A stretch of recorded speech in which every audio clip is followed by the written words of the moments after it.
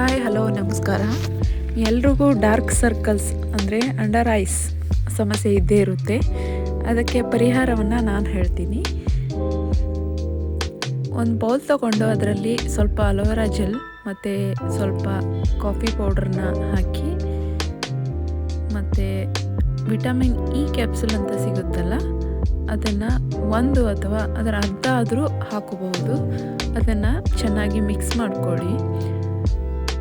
ಈ dark under I circles ಬರುತ್ತಲ್ಲ, ಅದು ಸ್ಟ್ರೆಸ್ನಿಂದ ವರ್ಕ್ ಲೋಡ್ಲಿಂದ ಬಂದೇ ಬರುತ್ತೆ. ಇದನ್ನು ಹೋಗ್ಲಾಡಿಸ್ಕೊಳ್ಳೋಕ್ಕೆ ನೈಟು ನೀವು ಇದನ್ನು ಏನು ಮಾಡಬೇಕಂದ್ರೆ, ಒಂದು ಬೌಲಲ್ಲಿ ಸ್ಟೋರ್ ಮಾಡಿ ಇಟ್ಕೊಳ್ಳಿ. ಫ್ರಿಜ್ನಲ್ಲಾದರೂ ಇಟ್ಕೊಳ್ಳಿ, ಹಾಗೆ ಆದರೂ ಇಟ್ಕೊಳ್ಳಿ. ಅದನ್ನು ಡೈಲಿ ಆದರೂ ಹಚ್ಕೊಳ್ಬೋದು, ಇಲ್ಲಾಂದರೆ ವಾರದಲ್ಲಿ ಒಂದು 3 ಸರ್ತಿ ಆದರೂ ಅಂಡರ್ ಐ ಕೆಳಗೆ ನೀವು ಹಚ್ಕೊಳ್ತಾ ಬರಬೇಕು. ಡಾರ್ಕ್ ಸರ್ಕಲ್ಸು ಮಾಯವಾಗುತ್ತೆ.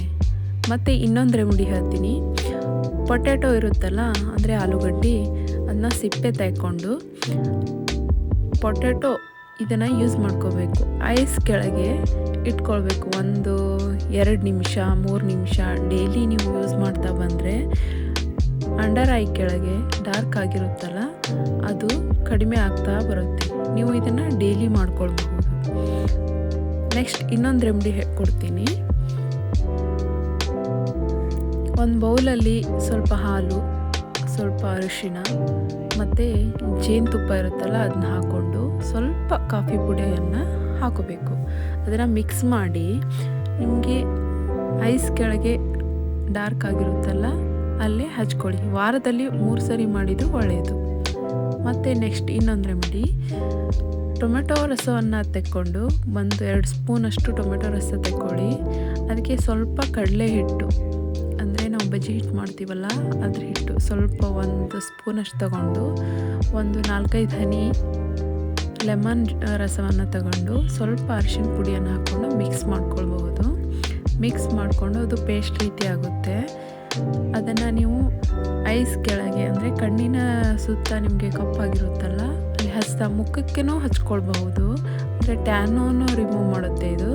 ಮತ್ತು ಐಸ್ ಕೆಳಗೆ ಹಚ್ಕೊಂಡು ವಾರದಲ್ಲಿ 3 ಸರ್ತಿ ಅಥವಾ 4 ಸಾರಿ ಮಾಡಿ ನೈಟ್ ಮಲಗೋಕ್ಕಿಂತ ಮುಂಚೆ 1-2-3 ನಿಮಿಷ ಹಚ್ಕೊಂಡು ಆಮೇಲೆ ವಾಶ್ ಮಾಡ್ಕೊಂಡು ನೀವು ಮಲ್ಕೊಂಡ್ರೆ ನಿಮಗೆ ಬೆಸ್ಟ್ ರಿಸಲ್ಟ್ ಸಿಗುತ್ತೆ. ಇನ್ನೊಂದು ರೆಮಿಡಿ, ಬೆಸ್ಟ್ ರೆಮಿಡಿ ಇದು.